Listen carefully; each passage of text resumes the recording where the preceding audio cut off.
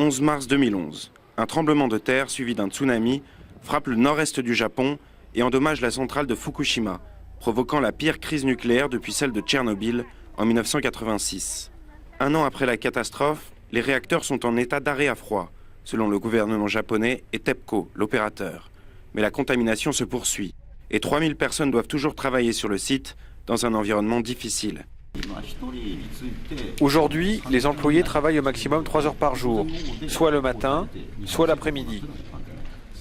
Personne ne peut pénétrer dans le réacteur 3, car on y mesure encore jusqu'à 1500 microsieverts par heure. Autrement dit, en moins d'une heure, on y reçoit la dose maximale annuelle recommandée par la France pour la radioactivité artificielle. Aujourd'hui, les employés font face à un nouveau défi. Notre priorité aujourd'hui est de décontaminer l'eau de refroidissement qui contient un combustible très radioactif.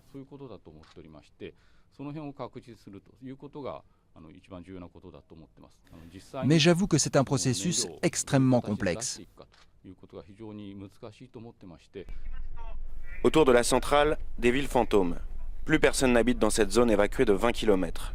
Mais la décontamination de certaines communautés a commencé. Une mesure que Greenpeace juge inutile. Les autorités commettent une erreur de priorité.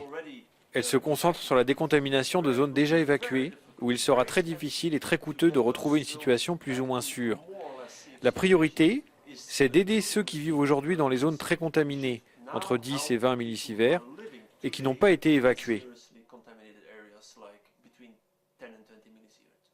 Selon l'Institut national de radioprotection français, il existe en effet des terres plus ou moins contaminées jusqu'à 250 km de distance de la centrale. Les effets nocifs du césium-137 relâchés dans l'atmosphère devraient mettre 30 ans à disparaître.